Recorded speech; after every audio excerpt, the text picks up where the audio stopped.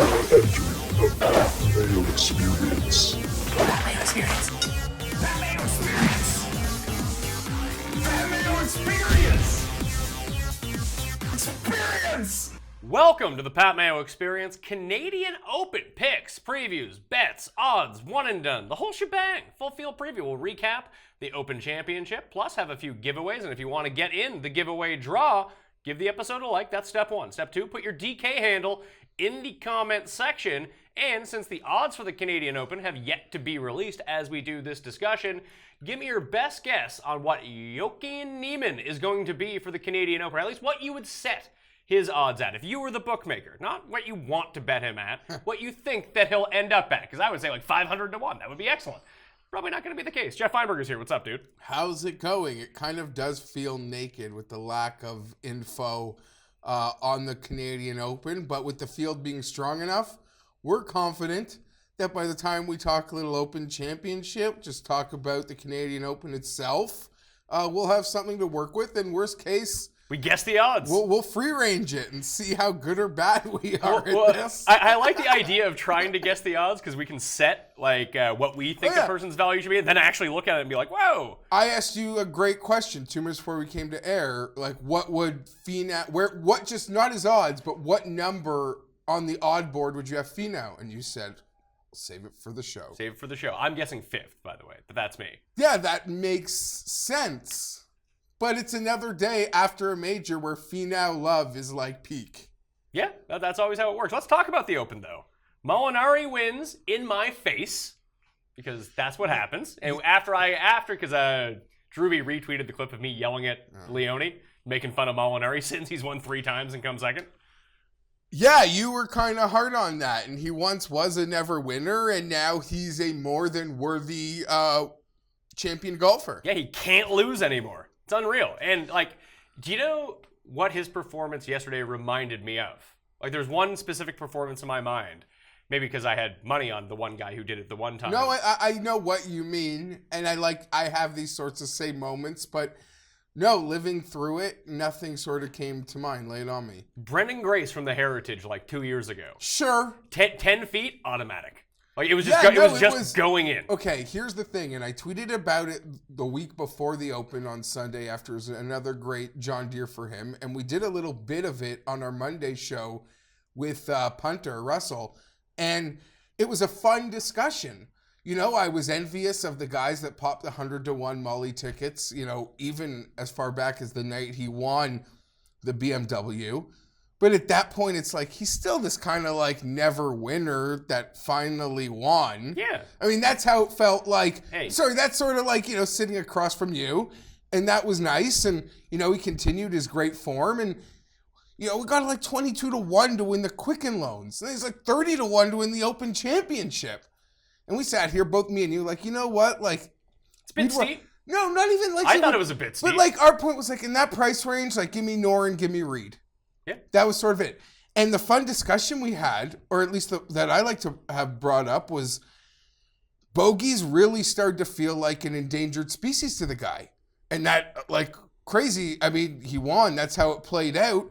But there was this whole thing, like, Wentworth is a very, like, kind of North American, Northeast type tree line classic golf course. Quicken Loans was much like that. John Deere, a very forgiving course in many ways. Yeah.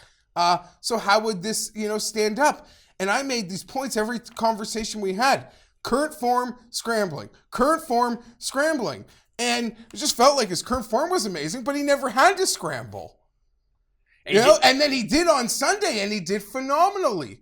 He was just spectacular. Tiger did it for about 4 holes. Molly did it all day. Yeah, Tiger really only had 2 bad holes. Yeah, but he made some incredible par saves too. With some long putts. It's just some great stuff, and that bunker shot, that's when it was like peak in the day.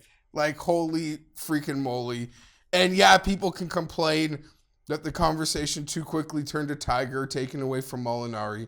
Nothing taken away, but I don't know, to me, Tiger's highest Open ratings since, I think it was 2000? Or 2003, whenever Tiger completed the career Grand Slam. I think it was in 2000. Tiger could have pulled an Ultimate Warrior, someone joked on Twitter, and gone to just an hour before tea time saying, like, you got to give me $2 million or I'm not coming through the curtain. And he wouldn't gotten it. Like, yeah. I think the thing is, unlike the Ultimate Warrior, Tiger has some bank cash. It was a joke. Okay. But like, yeah, no, it was incredible.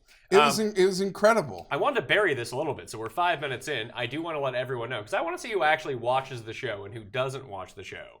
Because I know next Monday, I'm going to hear about it. No show next week.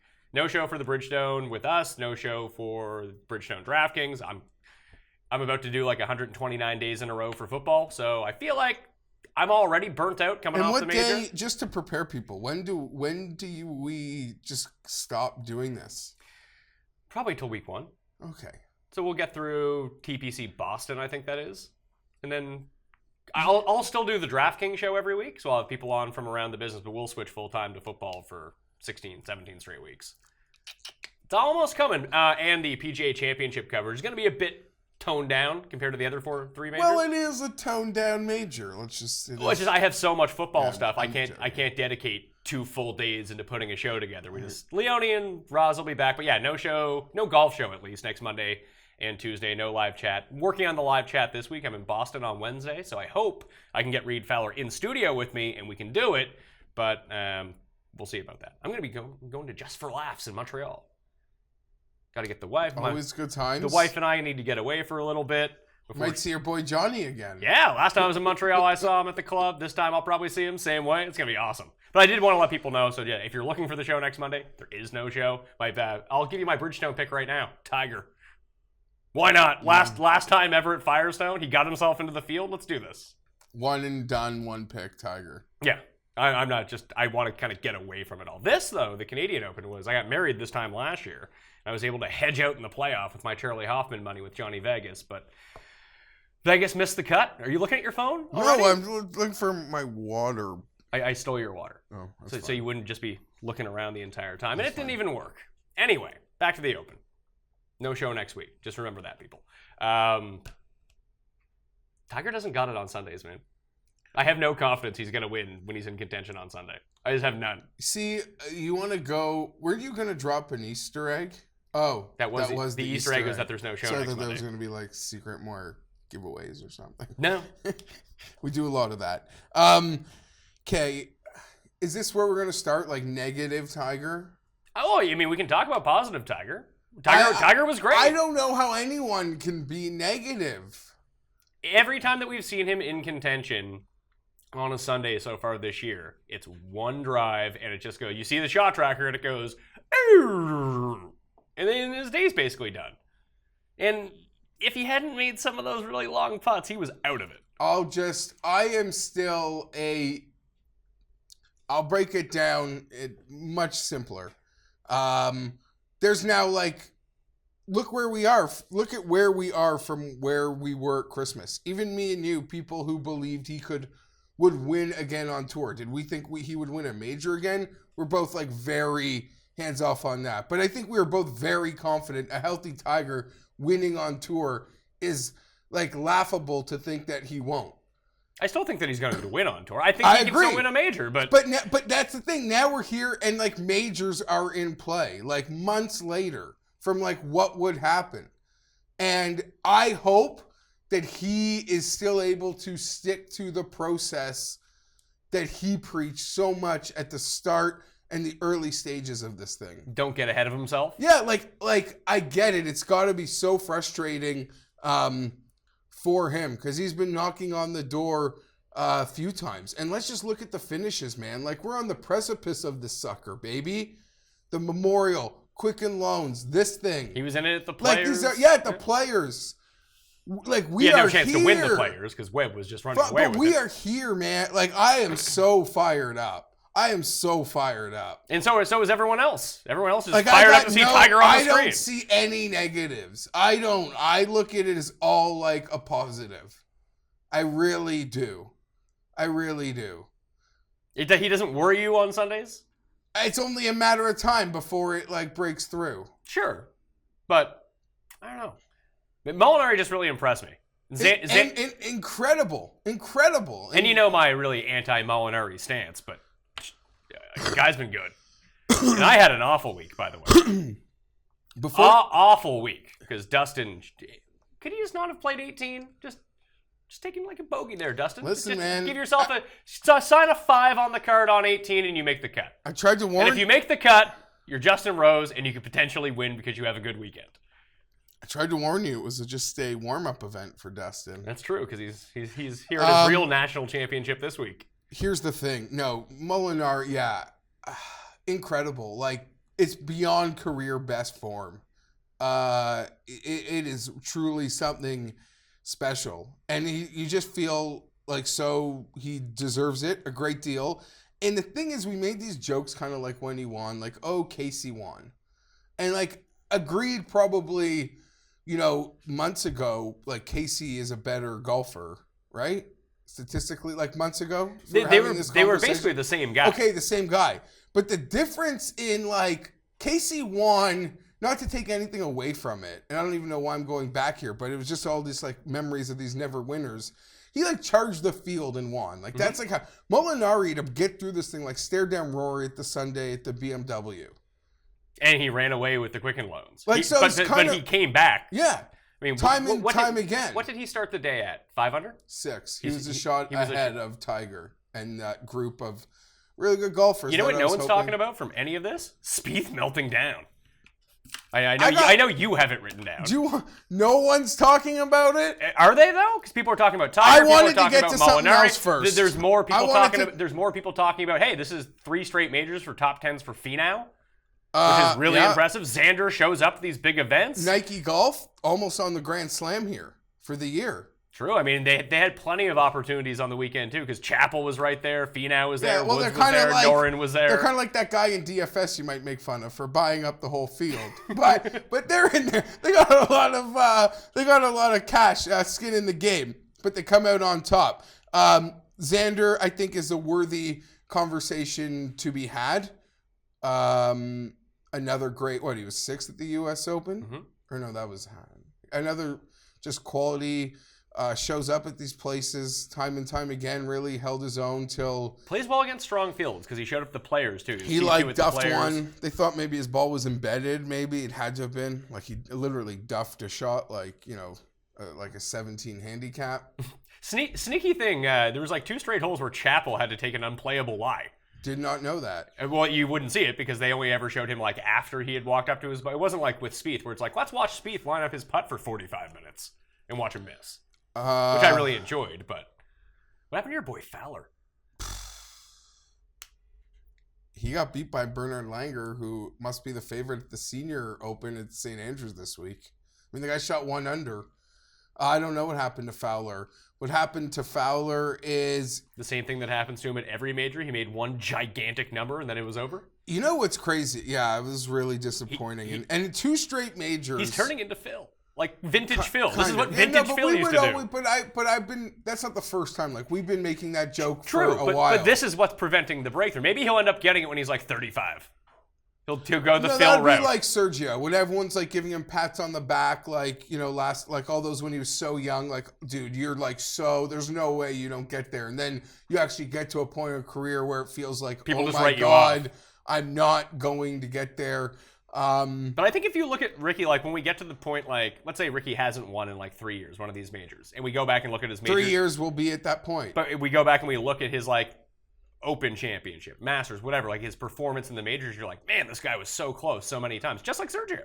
Because Sergio, it's not like Sergio wasn't close to winning, and Fowler hasn't really had a lot of runs at these. Even the Masters this year. That was a confidence builder as opposed to Sergio or Dustin sort of having those gagging it away. Yeah. Oh my God. We all saw, at least me and even Ricky fans or haters saw that Sunday as a confidence builder. And 8 out of 10 Masters, Patrick Reed, whoever that is, wilts. Patrick just kept going that day and didn't wilt to any charge. Incredibly horrifying snowman on that hole on Saturday. Crazy enough, though, I don't know. Some guys got out early all day. My guys couldn't do anything with that hole. Me neither. That hole, guys were going back. I mean, let's not say it also threw a gem. We can get there right now. Because Spieth made the double on that hole. The Fowler Snowman hole, Spieth makes a 7 at on Sunday. I don't know where to begin when talking about Spieth. I'll say this. I got so many... Okay, overall, I had the house alone this weekend. Saturday was supposed to be always the stressful day. To me, moving day is, in the most part, more stressful than Sunday. I mean, if moving day really was moving day for me because all my guys just went backwards. Yeah, I know what they you moved mean. down the leaderboard. But like all I do when I make the bet is like just get me to Sunday. Like get me to Sunday. That's all like I can for the most part like ask of anyone I'm putting skin in the game on. So I get so nervous with moving day, and it was supposed to be just a nice relaxing day because the wife goes away Friday night. She comes back Sunday later in the day. Saturday is like the pure full day. Mm-hmm. Well, it gets ruined at 10 a.m. when Jordan drives the green on 1. It makes eagle. I had to crack it at that. I was hoping to just ease into the day, not even drink that hard, maybe even hit the golf course myself at like 4 o'clock. Toast. Day's over, 10 o'clock. I am so deep into it now. Like freaking annoying. That being said, so he ruined all Saturday with his incredible round and Fowler's snowman, and you just want guys to hold on like Fleetwood and Norn and like give me a chance, be in a position, impressed with X and all that. But most annoying is so many people tweeting me, so many people including you on these tweets like, how am I doing? Because Spieth is doing great. Because I've been very vocal and even put side cash in on the game. Nobody who has a bet with me, and there's plenty of them out there, needed to message me. It's just like phonies that had to message me. Like, I'm putting my money where my mouth is with the guy. And no, I don't want any more because I woke up Sunday knowing, like that feeling I had Sunday, I don't need more exposure next time Spieth is. It's enough? Yeah. I had a heightened feeling of like anyone but Spieth today because I didn't want to pay out the side games. But all those people didn't have anything to say later in or on Sunday. 5 over, tied for the lead. That shot he hit. I mean, Ricky, pathetic, hits it out of bounds off the tee. Jordan, second on that par 5 is embarrassing. Greller lets him hit that. Oh, the 3-wood out of the rough? That was weird. And it wasn't playing, at least in the hour leading into Jordan getting there, it was no longer playing like a birdieable hole. The only birdies we saw was Tiger's magical 3-wood from the fairway, though. Oh my God, striped. And Kisner bunkering in for birdie. I don't think we saw other birdies there out of the final groups. Did you have a favorite hole? 16? 16, the par 3? I like 17. Because everything kind of... 17 was such a game changer because you really couldn't birdie it. But there was like so long. But you couldn't birdie 16 either. And everyone was, at least when we were watching Friday and into Saturday, off to the right in that bunker into a hellish position. And so I mean, even Xander on that hole, who was in a little more trouble than Spieth, laid up, and he still had 150 yards in not a good situation. So I cannot believe Spieth hit that shot. I like that everyone was putting it to like 2 inches on 18 coming down the stretch. That was pretty impressive. 18, it seemed like the weather was bad for most of the day, and then it kind of, at least 18, it lightened up considerably. Yeah, no one went on that run. I thought someone would, and I guess the weather was too bad that no one could mount the charge from the back end, because guys that went out super early played like kind of well. No one posted a super late. Like Pepperell was the one who posted like the low number. But I thought someone from that, I was hoping it would be Noren, if nothing else, and then he just started going backwards. Yeah. And then he kind of almost had life of a charge. Do you know what sucks? I think that's how it would have turned out. Let me see. Where's the leaderboard here? -4 would have been... I give myself heartburn with that. Okay, no, you know what? It's not the end of the world because I see where these guys finished, and it was T9. I thought for a while I had Ryan Moore to top 8 as a part of an each way, and he bogeyed 18 when everyone else was making birdie. And if he had just parred at the time, he would have been T8, but he would have finished T9. So can't kick myself too much about that. And really sad event on 17, like Spieth crying in the background as Xander's trying to play.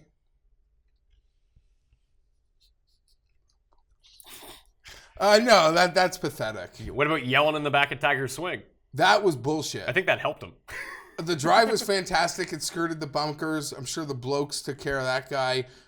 Listen, I don't really have an issue with bringing kids to Golf. Because you're about to do it this weekend? No, I don't think I'm going to do it. And if I did, it'd probably be the practice round. And we're probably still like a year away from that. Not that I think that would be the thing, but I see it often, and it's not an issue. It's not like having first row in like an elimination playoff game and bringing your infant because you have row 1, seat 1. You can't get a sitter. It's mind-boggling.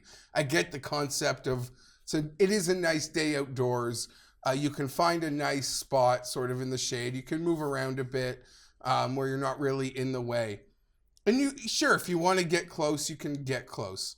But the second you think that you have the right to sort of stand your ground on the 17th hole of the final group at a major with a kid in a stroller, like that's pathetic. Like you can have your kid there, but you got to have a way out. You cannot think that this is your right now to have your spot at that moment of play with your kid in a stroller, because you got no way out when that happens. You don't no one's thinking that far ahead. They're just not. Yeah, you are. When the ball shows up 2 feet from you, you'd be like, I shouldn't be here. Fair. Like, now I gotta go. I get you're enjoying your 200-yard space, but now that you're in the 2-yard, 8-foot perimeter of it, you gotta back away. You do. You can't hold your spot. I got a great spot here. No. Wrong. Totally wrong. Totally wrong. You think it cost Xander?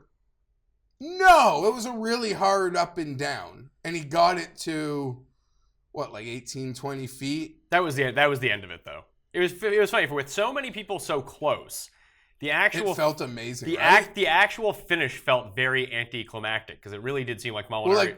It seemed like it came down to like Molinari and X. That was it. And for a while, everyone was in it. And then just as soon as Molly put it close on 18, and then Xander had to get up and down, it was it. Well, Molly did something to get to 8. Yeah, he birdied 18. He put it to like 2 feet on 18. He put it inside Tiger's ball. And then Tiger missed his putt. Had Tiger made that, there was a moneymaker. There was a 5-way tie for the Millionaire Maker. Chalky lineups again. That's how 5 people had it. But if Tiger had made the putt, the guy in 6th would have won. So I think he won like 10 grand instead of $1 million. That's so crippling. Yeah, no, that's where it kind of felt like it was getting away. And even Molly was just, I think at 17, he was kind of close. 16, he had to scramble. But yeah, it felt like for a moment, at least Faldo was like bigging up Pepperell and Rose. And it did feel like for a moment. If the weather had stayed bad, Pepperell would have had a shot. Yeah. And then Rose beat him, and Rory ended up beating him. And you're like, huh. And then, I mean, you'll probably look at the numbers. Rory's, the putting, right? Where'd he rank in the field? They don't have the strokes game metrics. Holy bejesus, right? Another one. This is what he does. Was fantastic.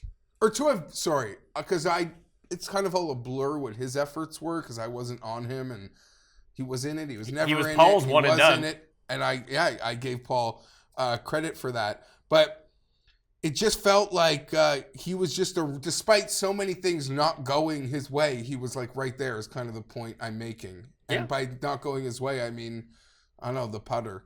And that Rose putt, man, like going back to Friday. We watch it here on the Live Cut Sweat Show. That is why that's why that show should exist. In real life? In real life more. And when you finally do it, hopefully you'll let me do it with you. But that right there. Because someone won the Millie because of that, I'm sure. Or the thousands of dollars that somebody won. Someone swung, yeah. Yeah. It doubled. Changes everything. For the whole, that one putt is why the concept of the show exists, and it feels worth it. If that makes any sense. That was fun, man. Even if he didn't make a charge, but that alone, and then he makes the charge and almost win, that is what it's about. Even though we both, I feel, called he was we both thought he was going to miss. I was hoping he would miss. Yeah. He doubled the amount of 6 of 6 lineups in the Millionaire Maker just with that putt. Of course. So other guys, Kisner finished T2. Again? Was it really shocking to you that Kisner blew it? No. Right away, he was done. He found a lot of... No, but he charged back when he felt like 5-6 was again in play. Yeah, once he was out of it, he started charging back. He was never again, really in it, it felt like. I know he was right around it, but just at any point where you're like, Kevin Kisner's going to win this. No.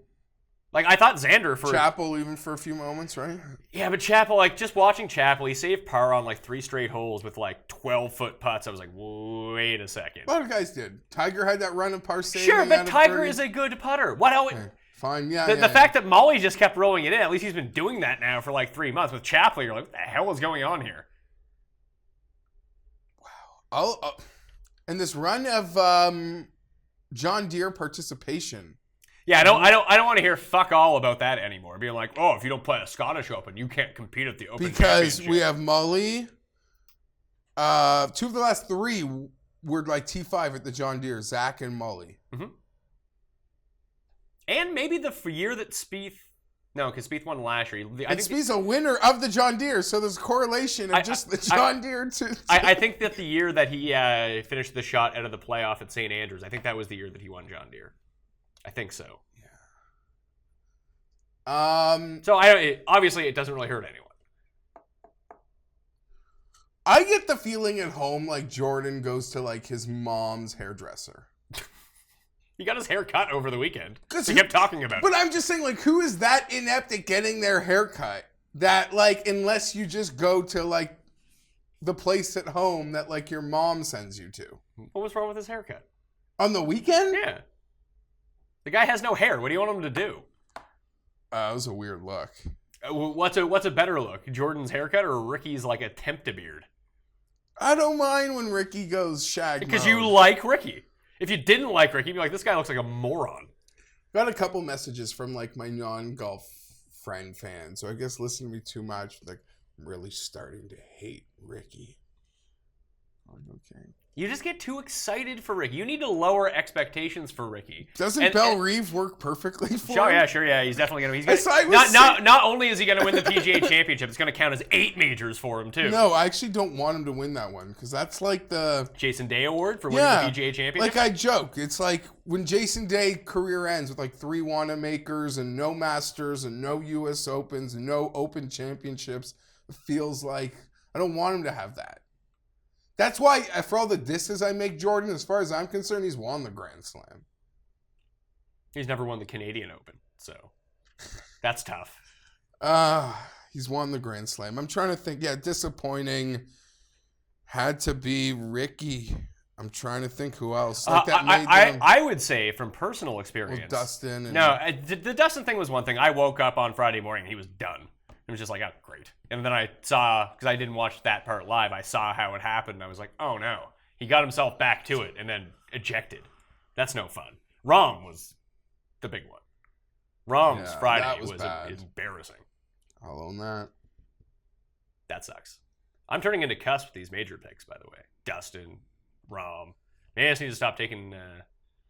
see who it is for the PGA Championship. I need to do some Belle Reeve. It's so soon. That's also why it just feels... Yeah, it is. It feels like a premier event, and it's a piggybacking a WGC. Or like I'm just seeing these, this event for the Canadian Open is big to us, so it seems like a much bigger deal than it is for us. So we spend more time looking at it. This is such a heater period. But this is going to be all changed next year, so you don't need to worry about it.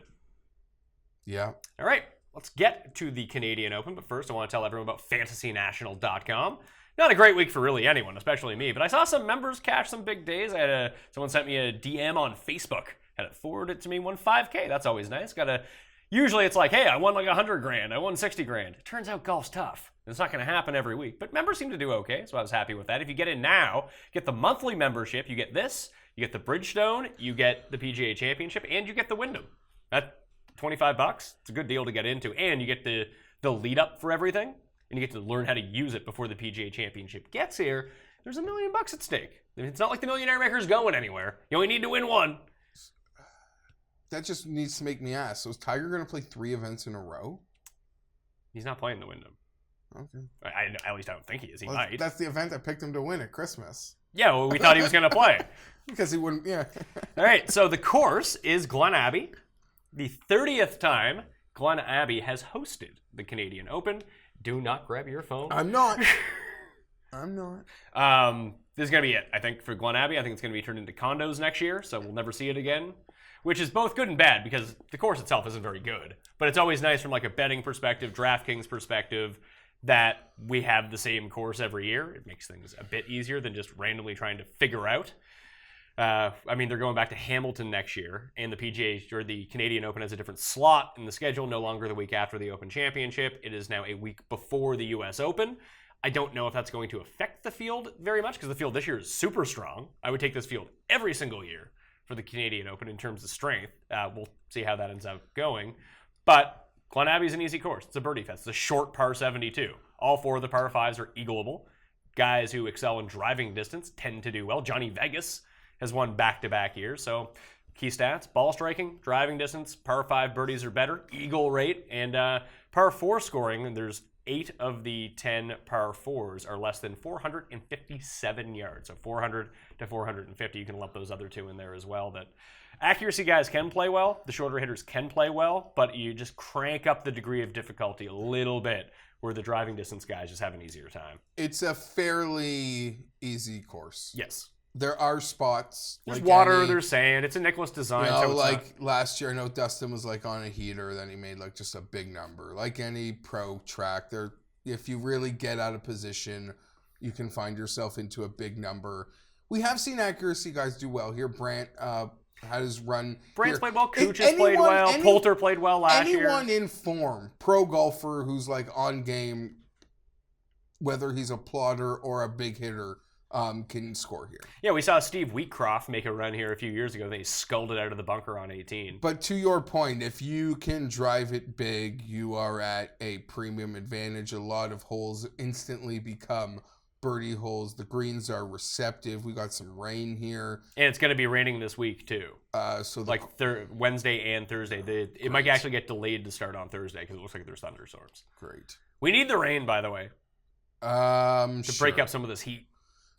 So yeah, it plays pretty receptive, and I feel like, as you were saying, like just joking, I was happy to see like a couple weeks ago when Norman entered, like I just thought, oh, it works well for him. Well, truth is, like, this place can suit well for pretty much any of these guys. Yeah, well, we saw when Ollie was first coming around, he played here and played really well, made the cut. He had a heater here last year for Rahm as a rookie. Came T2 at the Canadian Open. Like, it's a spot where Patrick Cantlay was first invited to the Canadian Open, like way back when he played in Montreal, was an amateur, I think. That's why he showed up last year. He's not coming this year. But yeah, it's a spot. It's the third Open Championship in the world. It used to have cachet, and the organizers still believe that it does. So they try and go out and get these guys. Like, Big Norm's in the field. Neiman's in the field now. Is that official? Yeah, he's the last sponsor ad. So was, I think, Ryan. Love that. Ryan Yip was one of those, the Canadian guy. I love this Let field. me finish, please.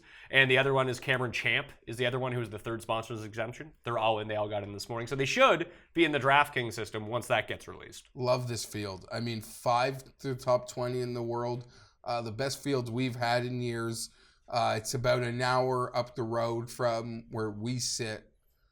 I'm not going. Right now. It's about 40 minutes about from where I live. But you're going to go?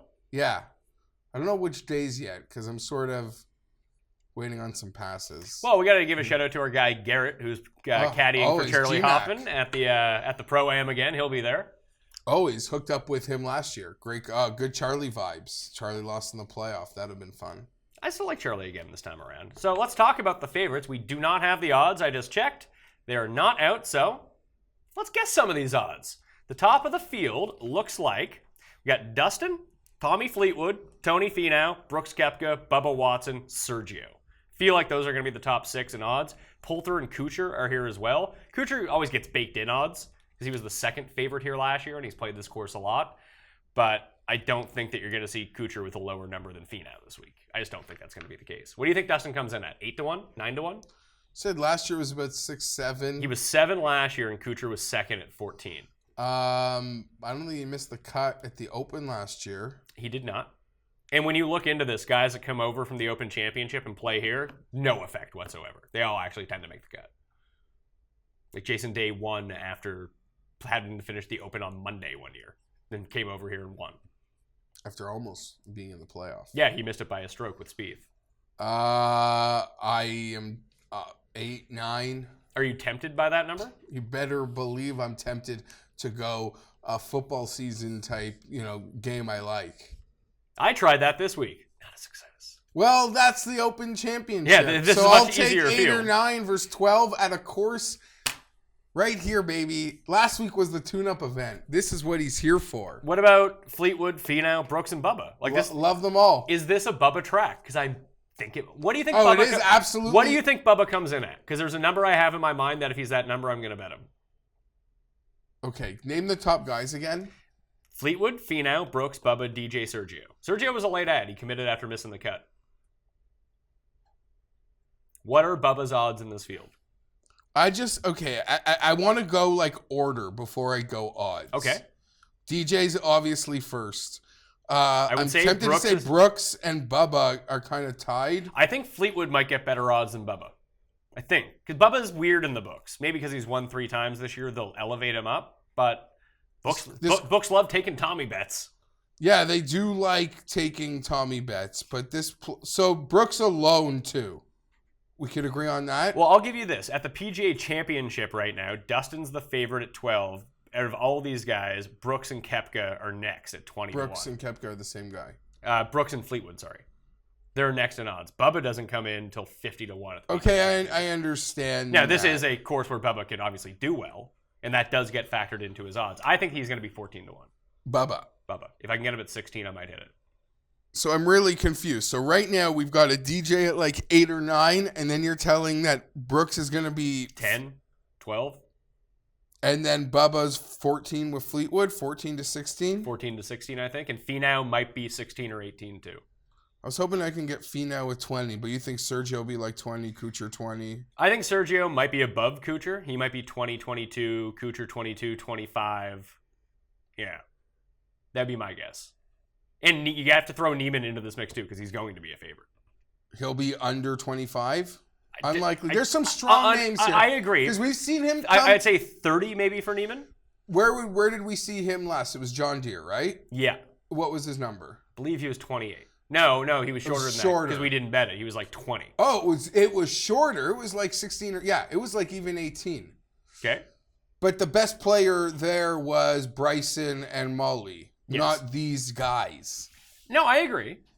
But people just I know. The books, it's an action thing. The books, like, they're like seeing an uptick in like this guy they've never heard of. We're taking a lot of bets on. Let's just put him at whatever and we'll be on our way. Yeah, still no odds. Bummer. Will Hill got nothing? I don't even look at Will Hill. I don't even count there. No. You could look at it though. Listen, Bet365 is always the first one They out. usually and are. If Odds Checker doesn't have any sites odds up yet, they're not out. And for Bet365, which is like kind of in our backyard here, usually it's an event respected. Let's sort of quickly. Oh, out of those names, which one intrigues you the most? Because it is Bubba for me. it's Dustin. You bet him at 12 to 1 to win the Open Championship. I did. What's his career numbers here? Like second, third, 0 fifth. wins. I know, but he's got a few T5s. Yeah, he has a few T5s. I mean, it's hard to beat Johnny Vegas every year. Again, I am banking.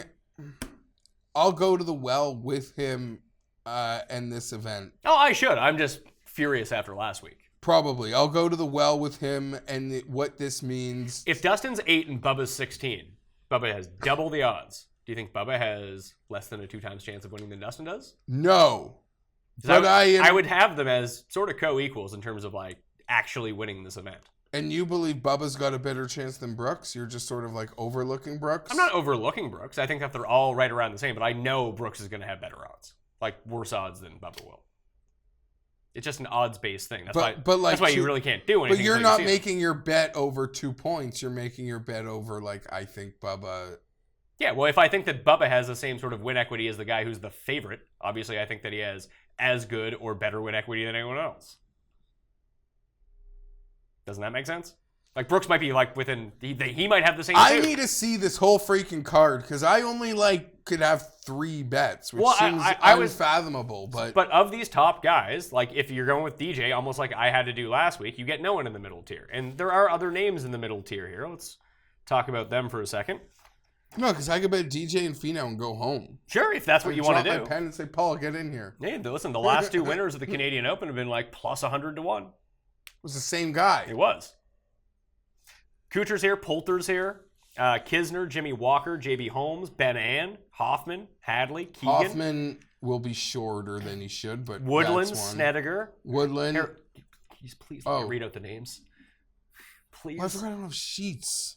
Can you just let me say the names, then you can hear them. Woodland, Snedeker, Werner, Furyk, C. Woo! Kim, Martin Keimer, Jamie Lovemark, Steve Stricker, Austin Cook, Chris Kirk, Shane Lowry, Stuart Sink, Bill Haas, Big Norm, like I mentioned. Vegas is back. All the Canadians in the world are here. And I did out the top 15 in driving distance over the past 50 rounds. In order, driving distance gained against the field, Tom Lovelady, coming off a one-stroke loss at the Barbasol. This is all the Barbasol's fault, by the way. Stupid Wiley and stupid Kentucky, ruining our odds.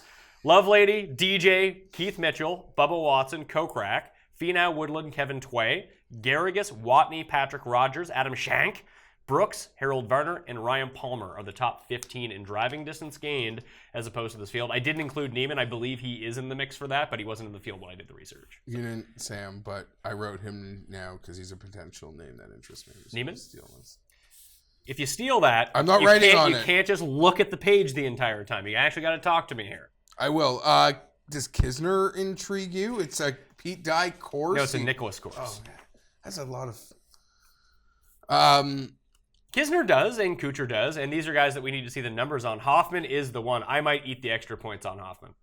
Because Hoffman could be the one that... Hoffman might be 30 to 1. What was he last year? You had him. I had him, I believe. 40 or 45? I believe he was 30, 35. Yeah. He could inch down to 25. Like, he could be the same price as Poulter here. I'm not ready. Just because they both had good performances last season. Okay, sneaky back of the pack name that could interest me. Middle tier or long middle shot? tier back. Back middle tier. Okay. Lovemark.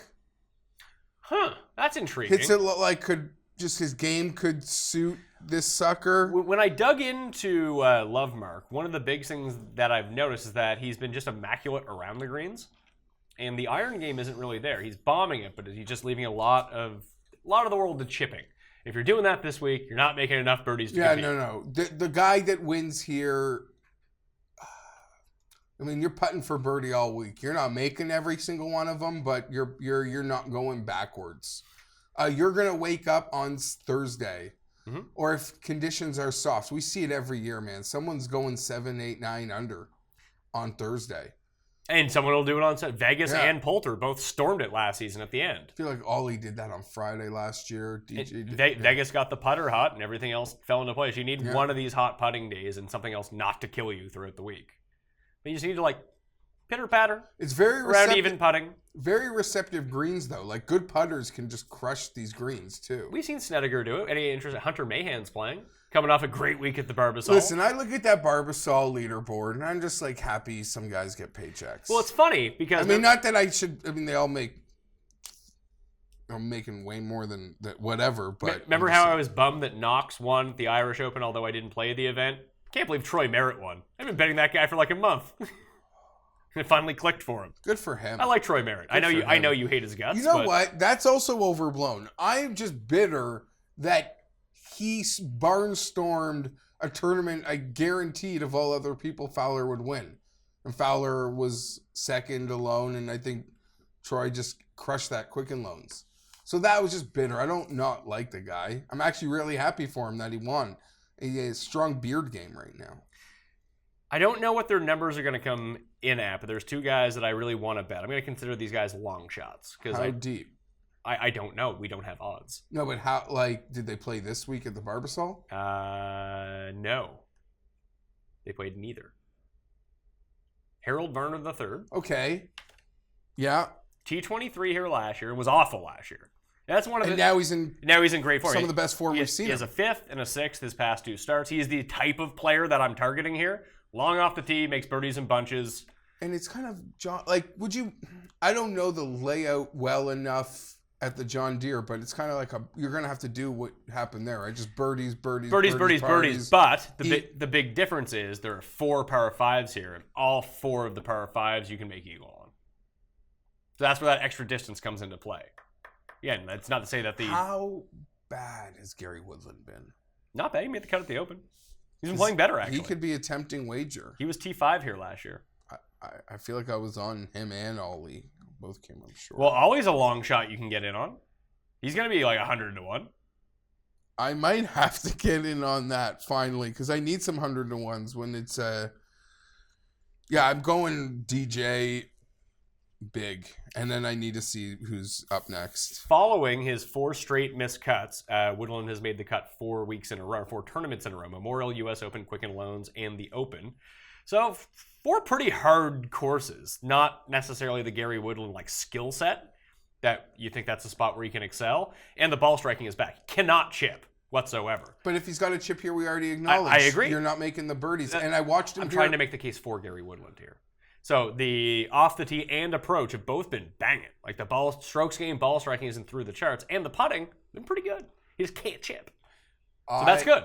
I followed him a bit here last year. He was crushing it, and he can even bring out that 3-wood, and he's matching the other guy's drives on some of these holes. 40-1, would you bet him? I was hoping he'd be around that love mark, that back end of that second tier. Well, I mean, love mark's going to be like 50. That's what I mean. So I'm hoping he's closer. I guess, now we're semanticing, but like Woodland is a name. Jamie Lovemark's a name to us. People actually know who Gary Woodland is. I like Woodland and Lovemark. I'm more in on that than say that. I guess there's also Walker and Holmes and some other guys you mentioned, to be honest. Yeah, JB and Walker are both really interesting, especially because you don't necessarily have to hit the fairways here. You can just kind of bomb it. So unless you're in the water or the woods, you're fine. These are very, very wide fairways. Most Jack Nicklaus designs are pretty receptive to guys kind of spraying it around a little bit. This is one of the better shots for Walker in a while. I mean, he didn't play the weekend of the Open. He got back here, whatever. But Mitchell and Harold Varner are the 2 guys that I'm really looking at. Are they going to be plus 70? I don't know. In your opinion? I think Mitchell will be. I don't know about Varner. Varner could be like 60, Pretty maybe popular. 55. But again, where you mentioned that the top of this field is so strong that I think anything 60-1 or above, I'm hitting it.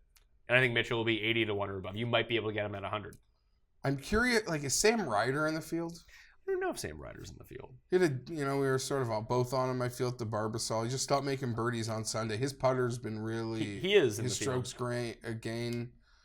Putting's been pretty strong. Well, I feel like he crushes it out there, too.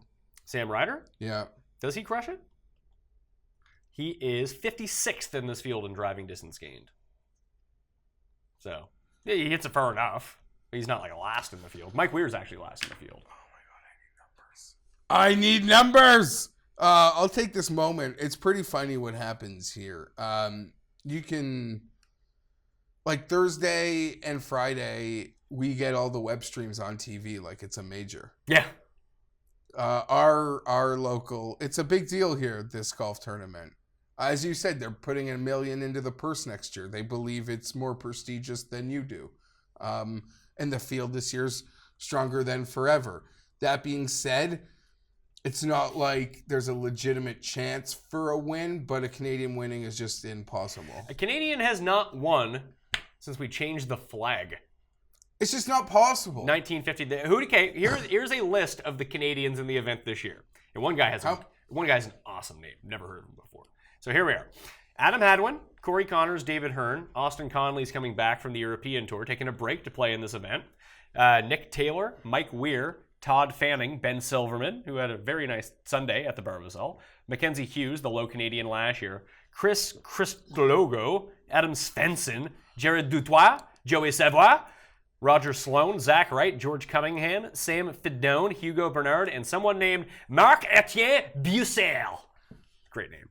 Yeah, a lot of Canadian amateurs and exemptions, I'm sure. Yeah, like Canadian amateur champion kind of thing.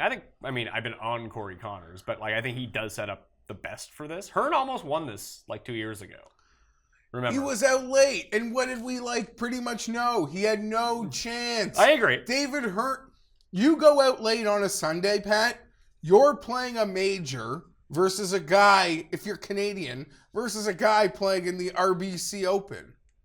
That's just what it is. It's built into, I don't know, the media, the people here don't realize that the guy's got no chance to begin with. They just make it that much harder. They do really crank up the pressure on the poor guy. It comes from a place of love, and we are very passionate about our athletes, especially Like the real, I don't mean like if you like hockey, you're lesser of a sports fan. You might think that, but I just mean like we're very hypersensitive about our non-hockey players getting respect. Yeah, undeserved respect too. Yeah, sure. Because no one gets more overhyped than like random loser Canadian athlete being like, "Oh man, did you see this guy, a professional skier, came 17th in the giant slalom? He's a hero." It's like, no, he's not. He came 17th. He sucks. I was talking about more about like sports on like the real mainstream. Yeah, but but my argument is that it's the same thing for everything. Like, when Mike Weir wins the Masters, that's a big deal. He won the Masters. When Steve Nash was the MVP of basketball, that's a big deal. And Morneau MVP. Yeah, no one really cared about baseball, though. It was weird. It's because he didn't play for the Jays. No. Like, Jays trumps being from Canada in terms of baseball. I think, at least. That seems to be the Donaldson's MVP was bigger than Morneau's MVP. Yes. But like Milos Raonic in tennis. Like, what have you ever won? Nothing. Perfect. He's great though. Semifinals, but yeah, I don't know. There's a lot of pressure on him. And I guess in the same way, like props to Molinari, because I don't think World Italian Golf is in a much better place than I have no idea. Canada Golf, other than they have one player who stands above anybody. But remember, like Graham DeLette had like 5th, 2nd places in one year, and we were like ready to anoint him like this next great golfer. Yeah, and Canadians have actually been playing pretty well on tour. Yeah, no, John Deere was a great tune-up. A lot of names were sort of on the upper half. But like Hadwin's won, Mackenzie Hughes has won, Nick Taylor has won. Like they've all won. Oh yeah, it's been a nice run for sure. I wish that and it'll be nice when they go back, because this is the last time with Glen Abbey, that we go back to a course which like kind of suits some of these Canadian guys. Like DeLette was the one who was built to play well here, but we haven't seen him in a year. So Connors is kind of like the new DeLette. If there was a chance any of them have, like he bombs it. He's a great ball striker. Like Hearn and Hadwin are like precision guys. Hadwin played well at the Open. Yeah. I was surprised. Just he hadn't been playing well. But anyway, that's our rant about Canada. The odds still never came up. So the 4 guys that I'm really looking at, yeah, they're probably not going to come, Geoff. I'm sorry. I hate to tell you. No, I just want to pitter-patter. Get at her. I'm curious what Nyman and Hoffman are going to be. So the 4 guys that I've identified, if we get to like quick picks here, and obviously I'll have the cheat sheet out on Wednesday afternoon up on my Facebook page, so you can check that out. I'm sure you'll tweet out the plays, and this is kind of nice, to tell you the truth, that I don't have to make like all my decisions on a Monday at noon. Fine. Let's do more guesses, though. Okay. Hit me up with some guys. Like where, like that Kisner and Walker Holmes, they're all in the 30s, Kisner, or you think they creep inside? No, Kisner will probably be like 28 or 30 just because everyone just saw him on TV and he finished top 10 at the Open. Fair enough. The other 2 guys will be substantially behind. Like Walker will be like 40, 45, I think. Holmes probably 50. Like Holmes gets no respect anyway. Is Kisner ahead of Hoffman? They'll probably be the same. Probably the same as Poulter too. And Poulter's interesting. I saw he was custed. Yeah, he is Tim's one and done. And Tim hates Poulter, too. It's a sneaky... I don't mind the pick at all, to be honest. He's just not the type of player that I'm targeting here. Well, to you, he has to do everything perfect? Right. Yeah. And like last year, the reason that he ended up getting into contention, because he like didn't miss a putt on Sunday. 35 feet in. Vegas was the same way. Vegas could not miss a putt last Sunday. Didn't he just come in with a missed cut run? Yeah, same way he's coming in this year. What do you think Vegas will be? People like horse for course. 60? I feel Vegas, you got to put him at the 60s because you want to nip tuck like the T10 odds. Maybe. Yeah, but you can just adjust it, like, because last week the Bovada Bodog T10 T20 odds had no correlation to people's outright odds, just none. Because I really wanted to play like a Stuart Sink top 10 on Bodog, and it didn't match up with his 400 to 1 odds. Same as Perez. I wanted to play a Perez top 10. But they were treating Perez like he was 80 to 1 as a top 10, not 500 to 1, which he was. I understand golf isn't like a priority. But I don't know what they needed to see at the Barbasol today to like change anything. I think it's strange too, but maybe they just didn't want to work hard. Like you have the guys at the top who you could like set, and then everyone else sort of falls in line. I agree. And you're going to get burned by the Troy Merritt wager? Well, good for the guy that like bet Troy Merritt. I think they're waiting to see if people withdraw or not coming off the Open. Never seem to I know give a they shit. don't, but this is what they're doing. I agree. The Barbasol killed us more than like with Open withdrawals. Yeah. Because that's always a thing. Well, they're probably seeing if people are played at the Barbasol played well, whether or not they're going to play this week. And then they just don't want to put out a field to have people bet on Tom Lovelady, then have him withdraw, then they have to recredit everything. Do you have interest in Lovelady? Because he can make birdies. Little bit. He can make birdies, and he crushes it. He crushes it. What do you think his odds are? High. He'll be overvalued because he's coming off a second place finish. I don't think so. Over under 80-1. Like if you get Lovelady at 60, are you still interested in that? No, but I think we can peak it. There's some other interesting young players that have been out playing Norm. Not talking about Nyman, but I forget his name. I wish I had the field. Champ? Is it X-Nong? It's like Oh yeah, the Chinese guy. Yeah, he's been consistently playing a lot better, and he's has he though, or do you just see the name and that it starts with an X and a Z? So well, he's playing like, better than Norm. That's big Norm. So what you're saying is that he's making cuts? Yes. In fact, that is not the case. He has missed. Then I'm thinking of someone else. No, it's who you're thinking of. I know exactly. You're thinking of this guy. His name is Xjun Zhang. This guy. That is. Yeah, he's missed 6 of his past 7 cuts. Impossible. You just noticed the name because it's such a weird name. Well, I just saw it. The one list I saw was like hot young stars, and he was listed with Norm. Well, maybe he's physically. Well, how is Norm a hot young star? He's missed 2 cuts. I just think in like in the PGA's version of Baseball America ranks. Yeah, I'm sure that he's an up and comer. None of that would lead you to think he'd have any success this week, unless you're just going on pure talent. Pass that over one more time. So, quick pick wise, the 4 guys that I like just right off the hop. I like Bubba, I like Hoffman, I like Keith Mitchell, and I like Harold Werner. I'm really in on those 4 guys. I want to see what the prices are in case I get priced out of the market, or like if Bubba's 10-1 or something like that. I don't know if I really want to pull the trigger, but give me 16 or better, I'm in. What sort of number would it take for you to play Kokrak? 1,000. He's playing better. He crushes it. Kokrak is a good player. One time in a practice round, I told Ryan Palmer here I was going to bet him. He said, don't? He told me not to. I took his advice. That's why I'd really like to get out there one day, Wednesday. Yeah, you can be our inside man on the course. See GMAC, walk some holes with GMAC and Hoffman. Watch him carry the bag. Do some work. Kevin Tway has been crushing it. Yeah, Kevin Tway's he's really been dialed back recently. Like he had that nice little hot run, then he kind of came back. Ben An, I'm always interested in Ben An.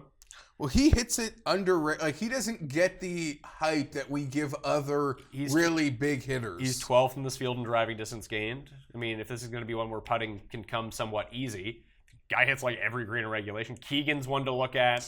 Yeah, he stormed Sunday last year too. But like, I am interested in Woodland. But those 4 though, Bubba, Hoffman, Mitchell, and Harold Werner. Woodland on. I just want to see what the numbers are on them. Lovelady, if I do get a good number, I can be in on. Team Lovelady and Lovemark are 2 guys I'm interested in the number. Okay, but you're big on DJ. DJ is where you want to go. I'll go to the well here with DJ in our backyard, where he has talked many times, not just once, about he desires this tournament.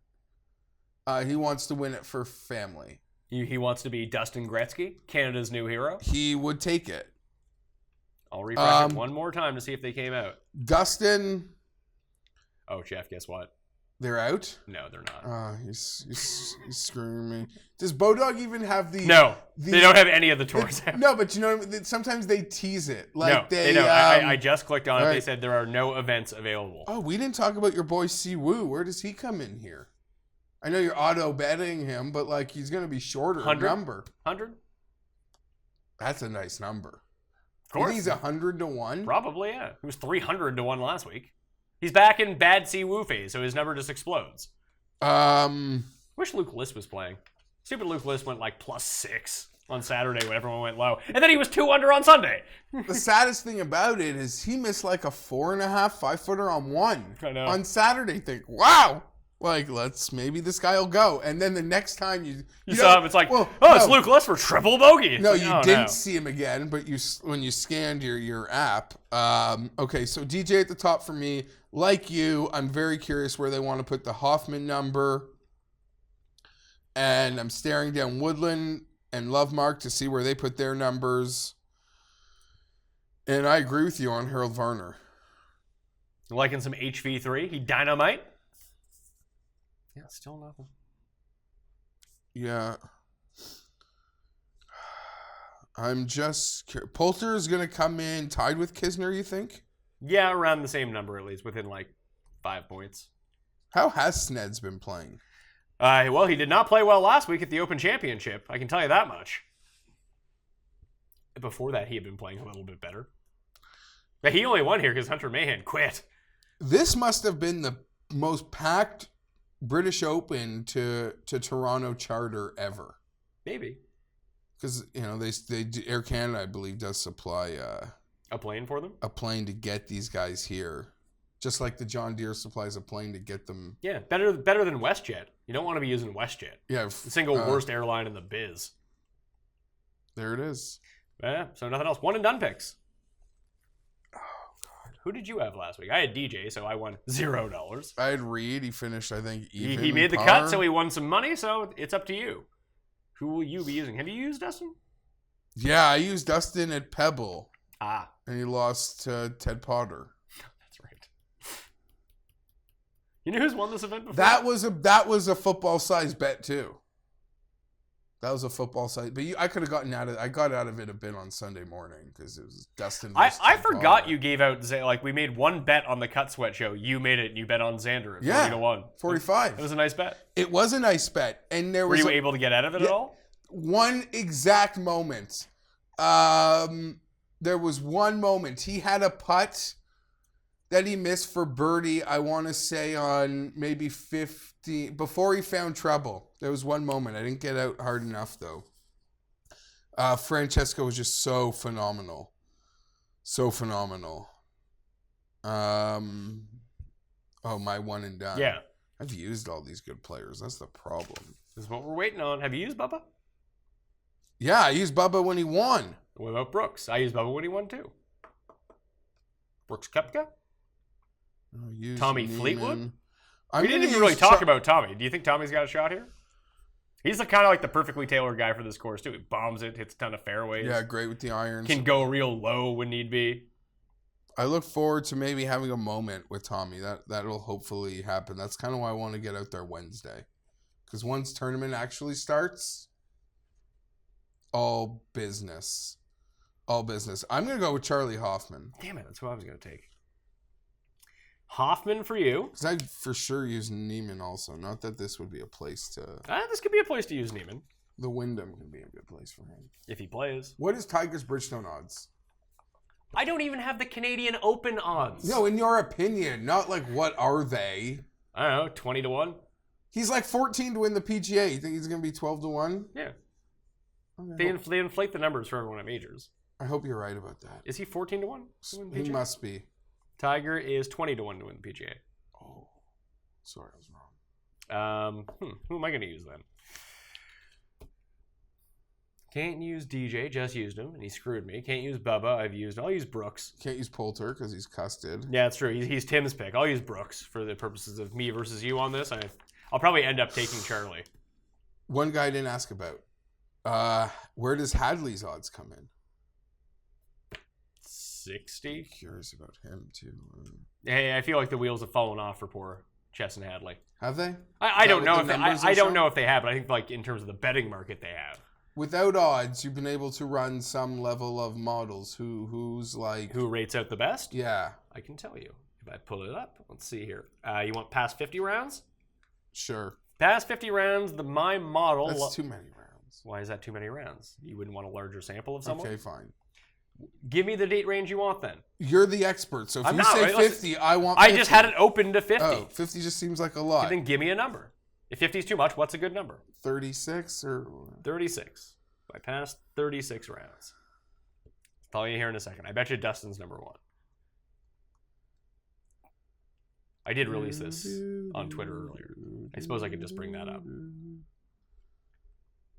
Yeah, you do release it on. It's actually one of my favorite tweets. It's my favorite Monday Pat tweet in golf season, and I love your snap count. Your snap count. Oh my god, I wait for that. Snap count's tough.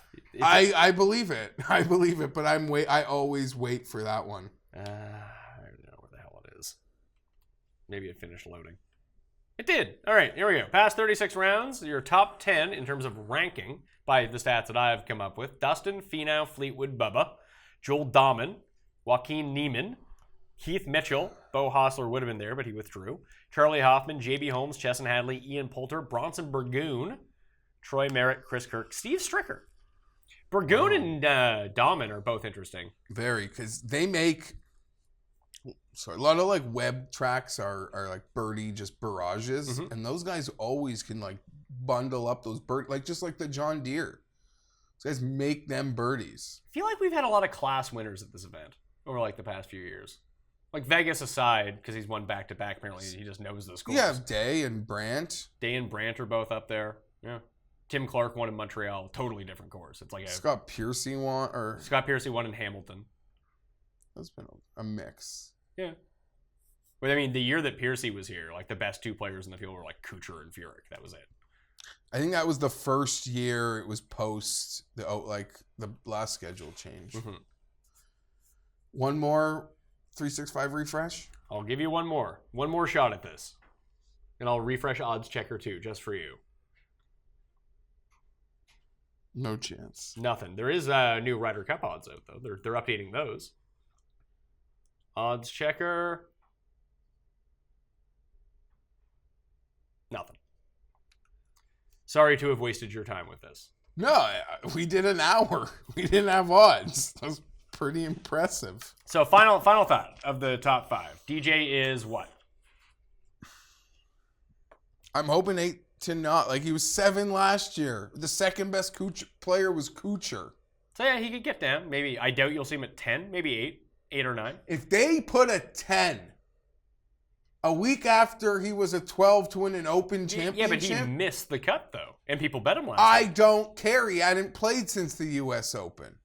He's the number 1 golfer in the world, 40 minutes from my house.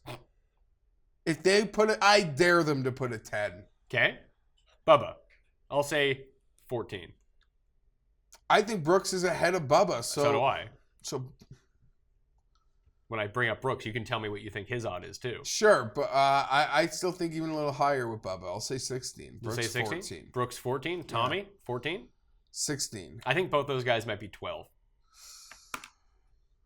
Finau 22 or no chance? I'd say Finau, you're 18 at best. He might be 16. He might be the same odds as Bubba. Finau in this event before this influx in a field would have been interesting. Sergio is going to be the interesting odd, I think. Has Sergio ever played the Canadian Open? Not to my recollection ever. It's a pretty random scheduling ad, in my opinion. I think this course could suit him really well. But it's a 4-hour drive to the Bridgestone from where they're playing this thing. So is that true? Is it that close? I drove to Canton last year for the Hall of Fame, like days before, and yeah, it was like 4.5 hours. Okay. So it's a close one. Maybe they're just getting over here. Yeah, well, I think after he missed the cut at the Open, he's like, screw it. Don't worry. Even though Toronto's like a fire of hell right now, Oakville's pretty safe. Oakville's nice. Yeah. It's a nice suburb. It's, like you said, probably an hour from where we are right here. All right. So it's good. Give me an odd for Sergio. I'm going to say 22. If the other guys come in too short, I might like that. Does Kuchar tie Sergio? So I think they're tied. So 22. And you're right. There's no way Finau is behind them, even though world ranking-wise he might be. I don't care. I don't even know if he is or not anymore. Yeah, no, he isn't. There's no way. Sergio's not even on the Ryder Cup team. He'll be on the Ryder Cup team. I know that. But of their 8, he's not on it. I saw an updated Well, this morning. Molinari gets all the points. Yeah. Molinari and Noren. And Sergio keeps missing cuts in the big events. Yeah. But I don't think he could be off the team, could he? Like not a captain's pick? Yeah. Oh, there's not enough bodies to not make... No, I mean, no. there are enough bodies. You'd be like, Sure. we'll take Rafa instead of taking Sergio. No. He's on the team. He's on the team. I'm just saying right now he's not. You know, it was kind of funny. It just popped right into my mind. On Saturday and Sunday, they kept rolling this, I think it was a Rolex commercial. And it was a John Rahm commercial. He's like, I play my passion. Something. It's like, John, you shot like an 80, man. It was just very poor timing for that commercial. It was poorly timed. And there was like a Titleist commercial with like 4 guys who missed the cut, which was also pretty funny. Hey, They got to buy the ads. Last guess. Neiman is ahead of the Kisner group? I think so. In the group? I bet you Neiman's tied with Hoffman, whatever that number comes in at. So they're both 28, they're thinking? Potentially. They could both be 35. Geez, there's a really fun card to make if I want to get rid of DJ. If you get rid of DJ, you got some options. But I mean, if I go to Bubba, then I have fewer options as well. Love Lady at the back of the pack is exciting also. I know we've spoken about that. I want to do couple more times. on Love Lady, Burgoon, and Dahman. Those three. I prefer Mitchell and Harold Varner, though, than those guys. Like, those guys are going to be on my card. All right, that'll do it. Pat Mayo Experience. Remember to give the episode a like. Leave your DK handle in the comment section. What was the contest? Price Neiman? Since the odds aren't out yet, what you would price Neiman at if you were a sportsbook? What were the odds that you would give on him? Don't you think 80% of the people who respond are just going to copy what the odds are when they're out, when they actually have this? Jeff, I'm not going to lie to you. I don't really care. Okay, sorry. My bad. Good question. It's a giveaway. Yeah. Just sure. I'll do a draw. Someone will win. Doesn't matter if they're right or wrong. Geoff Fienberg. Follow him on Twitter at GFienberg17. Follow myself at the PME. I gave you one more refresh here. Nothing. Sorry. All right, the odds will eventually be out. You can find my updated betting cheat sheet on my Facebook page, facebook.com/thepme, on Wednesday afternoon. Hopefully we can do the live chat, regular time, 1:30 p.m. Eastern time. If not, I'll tweet that out as well. No show next week. Remember that? Hopefully I'll have some football stuff. We still have best movie rankings that we have piled up, best basketball movie, boxing movie. Those are fun. They're already recorded, so may release some of that stuff. If not, I got Jeff Ulrich on the show tomorrow on Tuesday to break down the DraftKings pricing. That'll do it. I'm Pat Mayo. Thank you for watching. I'll see you next time. Pat Mayo Experience! Experience!